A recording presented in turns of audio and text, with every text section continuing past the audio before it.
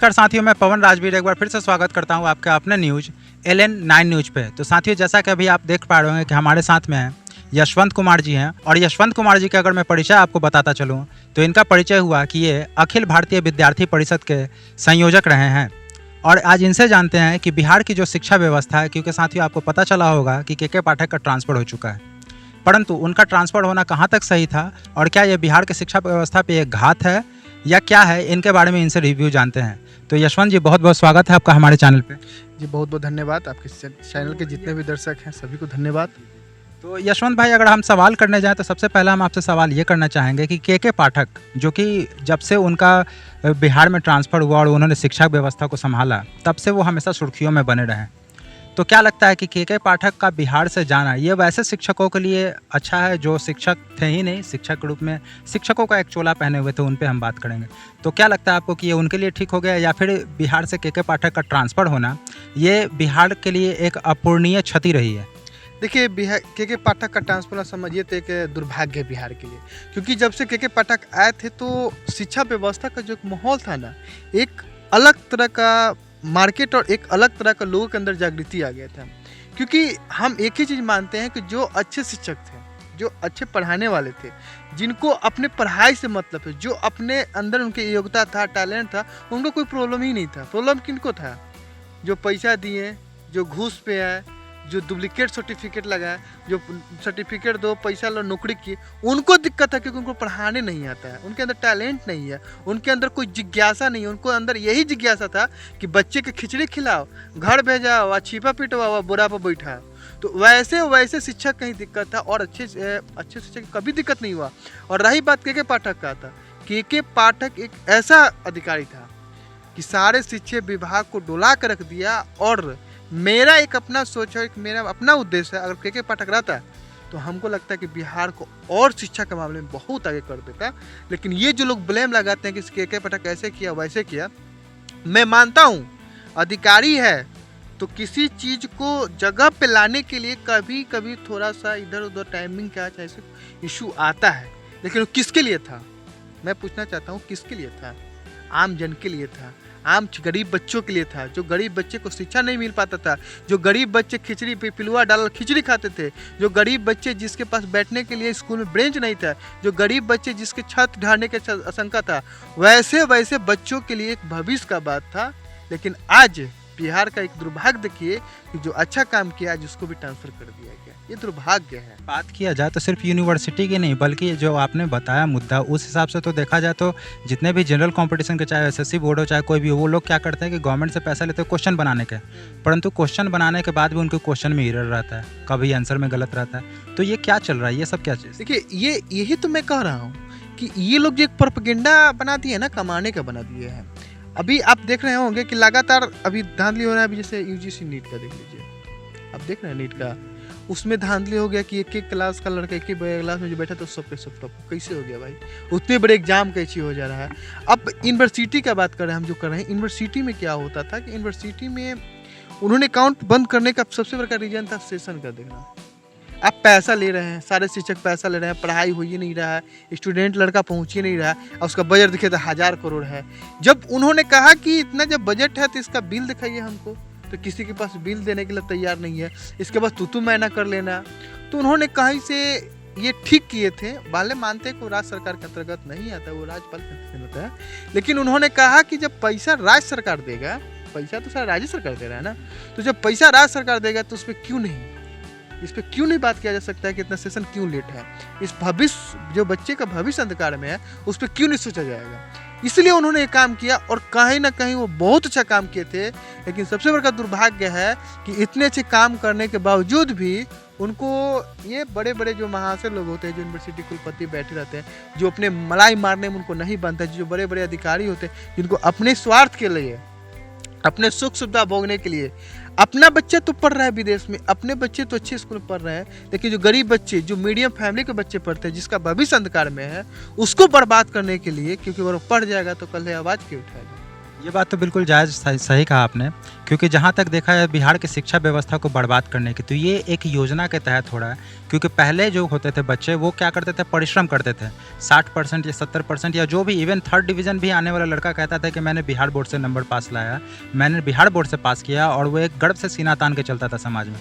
परंतु आज बिहार बोर्ड में भी 70%, 80%, 84% लड़के लोग ले आ रहे हैं। ये तो इसके पीछे रीज़न ये है कि पहले क्या था कि बच्चे वाकई में मेहनत करते थे, परंतु आज जो बच्चा मेहनत नहीं भी करता, उसके पास ऑब्जेक्टिव सीट रहता है, वो एग्जाम हॉल में कहीं से या फिर 15 मिनट 20 मिनट पहले चोरी हो गया या एग्जाम पेपर लीक हो गया, उससे वो क्या करता है कि सिर्फ ऑब्जेक्टिव सीट जा करके भर आता है, चाहे उस बच्चे को अपना सिग्नेचर करना आए या ना आए, और उसके बाद भी वो अच्छा नंबर लेकर के पास हो जाता है। और दुख की बात तो यह है कि कल के डेट में यही बच्चा कहेगा कि मेरे पास इतने नंबर हैं तो मैं बेरोजगार हूँ। तो इस पर आप क्या कहते हैं? देखिए, सबसे बड़ा दुर्भाग्य इसको हम कहते हैं। मैं भी परीक्षा दिया हूँ, आप भी परीक्षा दिए थे, और आज का जो परीक्षा हो रहा है, जिसको कुछ आ भी नहीं रहा है, वो भी 70% है। वो कैसे आ रहा है? ये सरकार एक, हमको तो लगता है सरकार एक अपना प्रोपेगेंडा रच रहा है, जिससे उसको लग रहा है कि हम ऐसे अगर काम करेंगे तो हम समाज में बहुत अच्छा अच्छी करेंगे। लेकिन ये अच्छा नहीं हो रहा है, ये बच्चे का बर्बादी है, उसके भविष्य का खिलवाड़ हो रहा है। क्योंकि जो बच्चे 70% ला रहे हैं, उनसे अगर बैठा के पूछ लीजिएगा तो क्वेश्चन नहीं बन रहा है। वो जिसको बायोलॉजी नहीं बोलने आ रहा है, वो लड़की टॉप कर जा रही है, फर्स्ट डिवीजन कर जा रही है, वो भी 70%, 75% देख के आश्चर्यचकित होता है। लेकिन वही लड़का जब आगे बढ़ रहा है, कुछ नहीं हो पा रहा, तो क्या हम 70% ला के भी बेरोजगार है। अरे भाई, बेरोजगार तुम कैसे हो? तुम बेरोजगार कैसे हो? स्किल डेवलप नहीं किया और चोरी करके पास डेवलपमेंट नहीं किया। और सरकार का सबसे बड़ा, सरकार से मैं ये आग्रह करूंगा कि भाई इस पर सुधार कीजिए। ये सबसे बड़ा प्रोपेगेंडा। एग्जाम लेने की जो नीति है वो कहीं ना कहीं इसको सुधारने की आवश्यकता है। पूरे की पूरे नीति गलत है, इसमें सुधार करने की जरूरत है। हम मानते हैं कि बिहार के बच्चे के पास टैलेंट है, इस बात को मैं स्वागत करता हूँ, वो बहुत अच्छा टैलेंट है, इस बात को भी मानता हूँ। क्योंकि बाहर सबसे ज़्यादा अगर IAS अधिकारी कोई देता है तो बिहार ही देता है, ये इस बात को भी मानता हूँ। ये तो दम तय है कि हर घर से, बिहार के हर घर में एक नेता और एक IAS ऑफिसर, ये तय है कि बनना ही बनना है। नो डाउट बच्चे टैलेंटेड हैं यहाँ के, परंतु जैसे इनकी शिक्षा नीति को दिन प्रतिदिन बर्बाद किया जा रहा है, ये उनके भविष्य को ही तो अंधकार में डाला जा रहा है। हाँ, यही तो मैं कह रहा हूँ कि ये जो हम लोग जानते हैं कि बिहार के पास बहुत सारा टैलेंट है, लेकिन ये जो कर रहे हैं ना, शुरुआती बेस में मैट्रिक दिया, उसी में उसको 70% आ गया। अरे वो पढ़ा लिखा कुछ नहीं, 2 महीना में वो क्वेश्चन बैंक रट लिया, 1 महीना में क्रैश कोर्स कर लिया, 70% आ गया। जो साल भर पढ़ रहा है वो भी उसका ही नहीं। तो जो डिफरेंटेड दिखता है ना, कि जो साल भर पढ़ा है उतना ही बराबर, जो कम पढ़ा उतना ही बराबर, इसमें सरकार को सोचना चाहिए। अगर वो नहीं सोच रहा है तो समझिए कि बच्चे के साथ खिलवाड़ हो रहा है, भविष्य अंधकार में जा रहा है। डेट में ये बच्चे सवाल किससे करेंगे? सरकार ही से तो, कि हमें तो किससे करेंगे? सरकार से नहीं करेंगे। अभी कर भी रहे हैं, आज कर भी रहे हैं ना, कि हमको जॉब नहीं है, मैं बेरोजगार हूँ, मैं ऐसे हूँ वैसे हूँ। अरे भैया, आपके पास स्किल नहीं रहेगा तो रोजगार कहाँ से मिलेगा? आप सोचिए तो सही, सबको को तो जॉब नहीं मिल सकता है। लेकिन सरकार भी तो वही प्रोपेगेंडा कर रही है ना कि मैट्रिक पास किए तो 70% है, उसको अच्छी किया तो उतना इससे है, तो कहाँ से? ये तो सबसे बड़ा खिलवाड़ है भविष्य के लिए। इस चीज़ को कैसे सुधारा जा सकता है? ये सरकार, जो एग्जाम हो रहा है ना, पहले देखिए, मैं सरकार से यही कहूँगा कि जिसका जितना योग्यता है उसी के अनुसार उसको नंबर दे। पहले से अच्छा कॉपी भी चेक हो रहा है, कॉपी चेक कहीं को अगर कॉपी चेक करने की बात करें शिक्षकों की, तो ये शिक्षक ने अपना काम को बचाने के लिए तो ऐसा किया। ऑब्जेक्टिव पेपर तो चेक करने में उनको दिक्कत होगा नहीं। सब्जेक्टिव पेपर में आज भी हमारे बिहार में ऐसे बिहार में हमारे स्टार ऐसे शिक्षक है जिनको अपना राष्ट्रीय गान तक पता नहीं, और ऐसे भरमार है यूट्यूब पे ऐसे लिस्ट है जिनको अपना नहीं पता है, और वो लोग भी आज 80,000 90,000 की सैलरी पा रहे हैं। तो कहीं ना कहीं शिक्षा स्तर को बर्बाद करने में भी तो शिक्षकों का भी हाथ रहा है। इसमें सरकार को सोचना चाहिए ना, सरकार को सोचना पड़ेगा। क्योंकि अगर आज नहीं सोचेगा तो कल तो बिहार की बर्बादी है। 80% रिजल्ट आ रहा है, 90% रिजल्ट आ जा रहा है, ये कैसे आ जा रहा है? सब इसका मतलब कि रगड़ा रगड़ी हो रहा है। जिसको अपना टाइम बचाने के लिए सबको दे दे रहा है नंबर कि पास हो गया, इतना पास हो गया, इतना पास हो गया। अरे भैया, पास तो हम मानते हैं, उसका जो टैलेंट है उसके अनुसार दो ना यार। और ऐसे अगर करेंगे, गार्जियन तो यही समझता है कि हमारे बच्चे का नंबर बहुत आया है तो बच्चा तो टैलेंटेड ही होगा। यही ना दिक्कत है कि मैट्रिक में आ गया, इंटर में आ गया, BA में कहाँ जाइएगा? कंपटीशन में कहाँ जाइएगा? इसके बाद सरकार को जाइएगा कि हम 11th में इतना नंबर लाए, 12th में इतना नंबर लाए, BA में इतना नंबर लाए, और यहाँ आके हम फेल कर जा रहे हैं, 10 नंबर नहीं आ रहा है, हम कंपटीशन 2 एग्जाम में फेलियर कर जा रहे हैं। वहाँ तो उसको गाली दीजिएगा ना आप। तो सरकार भी तो गलती कर रही है ना, बच्चे तो गलती कर ही रहे हैं, सरकार को भी गलती है। सरकार ये कर रहे हैं ना कि मैट्रिक पास करते उसको नंबर दे, क्या दे रहे हैं? मैं यही आग्रह करूंगा। नंबर देना अच्छी बात है, पर जो लेबर नहीं कर रहा है, जो मेहनत नहीं कर रहा है, उसको भी उतना नंबर आ जा रहा है। वो नहीं, मैं बार बार बोल रहा हूँ कि योग्यता के अनुसार नंबर दीजिए। जो जितना बना रहा है उसके अनुसार नंबर दीजिए। जो जितना करा, पहले नंबर की जो एग्जाम से पहले क्वेश्चन लीक हो जा रहा है, इस पर सुधार कीजिए। क्योंकि आज बच्चे परीक्षा देने जा रहे हैं, 15 मिनट पहले ही क्वेश्चन उसके पास है। अब वही रट के गया बना दिया 370 नंबर ला दिया। इस पे भी सोचने के विचारने की ज़रूरत है। अगर सरकार नहीं सोचती है तो आज उनको लगता है कि मैं बिहार से 80% रिजल्ट दे रहा हूँ, लेकिन उन्हीं को पता नहीं है कि सबसे ज़्यादा बेरोजगार यहीं से पैदा भी ले रहा है। क्योंकि ऐसे ऐसे बच्चे ही बेरोजगार हो रहे हैं। 80% रिजल्ट आ रहा है, लेकिन जाहिर से बात है कि उतना ही ज़्यादा बेरोजगारी बढ़ रहा है। और सरकार राज्य में देख लीजिए, उतना रिजल्ट नहीं है, इसके बाद भी बिहार के पास ज़्यादा रिजल्ट है, इसके बावजूद भी बेरोजगार है। कैसे बेरोजगार है? कारण यही है, जिसको सरकार भी नहीं सुधार रहा है और हम लोग तो करी वही कर रहे हैं। हम लोग भी पेड़ा लेकर खुश है, इस पर सुधारना चाहिए। अच्छा, अब अगर बात करें यहाँ पे शिक्षा व्यवस्था की, तो नालंदा यूनिवर्सिटी का जो है कि फिर से पुनः उद्घाटन हुआ, जो कि हमारे माननीय प्रधानमंत्री ने ही आकर के किया है। तो इस पर आपका क्या विचार है, इसको आप कैसे देखते हैं? देखिए, नालंदा यूनिवर्सिटी जो था हमारा, समझिए तो एक धरोहर है, एक ऐतिहासिक पहचान है, एक अंतर्राष्ट्रीय है, मतलब समझिए तो एक संस्था है जिसमें विदेश नहीं विदेश से बच्चे। बहुत अच्छी बात है, मैं स्वागत करता हूँ और बहुत अच्छी बात है। हमारे बिहार के लिए एक बहुत समझिए तो एक खुशी का माहौल है। लेकिन इसके साथ साथ बिहार की और भी यूनिवर्सिटी है, उतना बड़ा तो नहीं हो सकता है, पर इसके बिहार के साथ इसके साथ साथ और भी यूनिवर्सिटी है। मैं उनसे आग्रह करना चाहता हूँ कि मैं जिस क्षेत्र में हूँ, छपरा जिला सबसे बड़ा बिहार का, चूँकि छपरा जिला की आपने बात किया तो ये सवाल मैं यही पूछना चाहूँगा कि छपरा जिला में हमारा एक यूनिवर्सिटी जयप्रकाश यूनिवर्सिटी भी है, जिसका शायद ही सेशन कभी टाइम पे रहा हो। देखिए, जयप्रकाश यूनिवर्सिटी तो मैं कहूँ कि बंदी कर दीजिए तो ठीक रहेगा मेरे सोच से।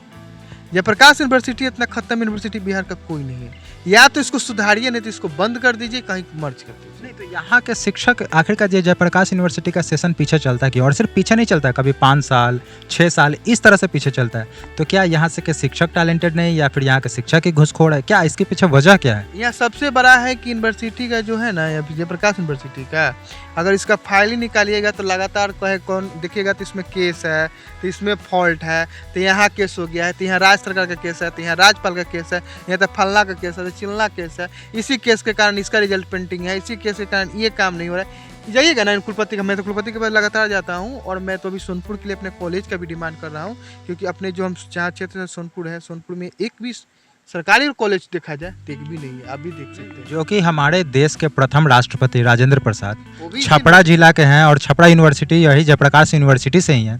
उस यूनिवर्सिटी का आज अगर सेशन पीछे चल रहा है, पहले तो इसका सेशन पीछे चलना ही गलत है, परंतु फिर भी आज पीछे चल रहा है, और वो भी 6 महीना साल भर पीछे नहीं चल रहा, बल्कि 3-3 साल 4-4 साल 5-5 साल पीछे चल रहा है। तो ये तो वाकई में कहीं ना कहीं दुख की बात है। देखिए, सबसे बड़ा दुर्भाग्य की बात मैं बता देता हूँ आपके चैनल के माध्यम से।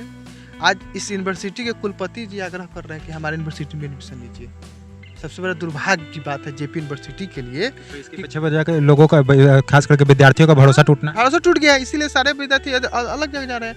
वैशाली में जाके देखिए सीट नहीं मिल रहा है एडमिशन के लिए, पटना में देखिए सीट नहीं मिल रहा है एडमिशन के लिए, वहाँ पे बच्चे मर्ज कर रहे हैं। यहाँ से बच्चे जाके सिवान गोपालगंज के जाके बच्चे हाजीपुर यूनिवर्सिटी भी जो है ना, बाबा भीमराव अम्बेडकर यूनिवर्सिटी, उसमें एडमिशन ले रहे हैं। और यहाँ के कुलपति पेपर के माध्यम से आग्रह कर रहे हैं कि आप फॉर्म भरिए।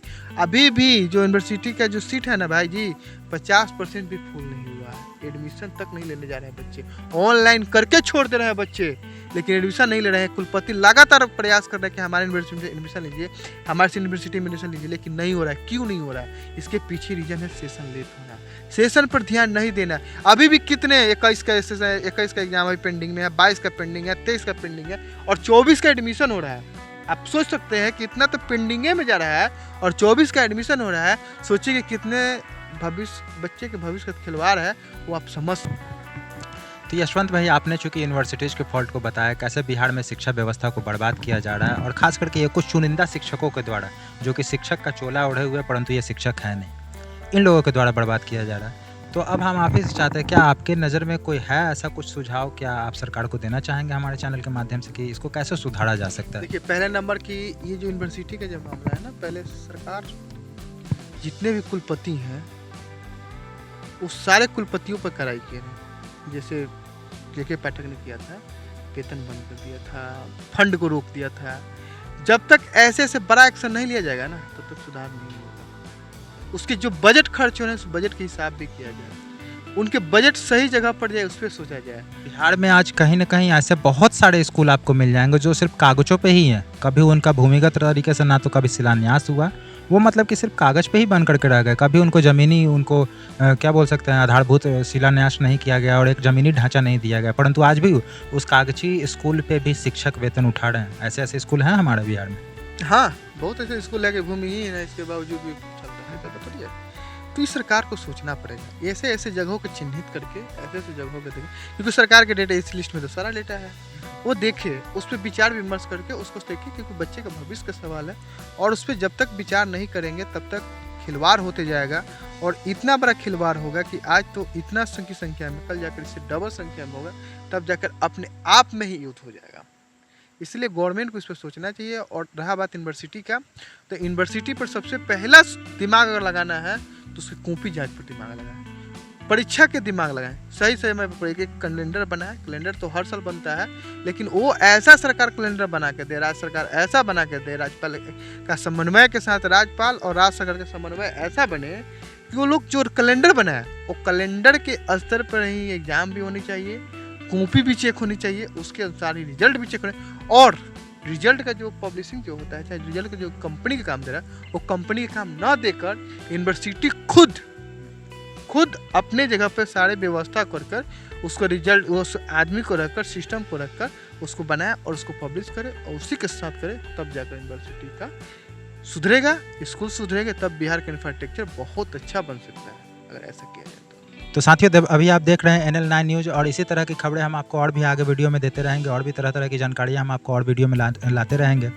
अभी आप सुन रहे थे हमारे साथ अखिल भारतीय विद्यार्थी परिषद के यशवंत कुमार जी को, जो कि अखिल भारतीय विद्यार्थी परिषद के संयोजक भी हैं। और इनका राय अगर आपको अच्छा लगा हो तो इसे हमें कमेंट में बताएं कि क्या इनके अनुसार जो शिक्षा व्यवस्था को सुधारने की बात की गई है वो होना चाहिए या नहीं होना चाहिए, और अगर ये बात होता है तो कहाँ तक सुधार आएगा, क्या हमारे बिहार के शिक्षक सुधरेंगे या नहीं सुधरेंगे।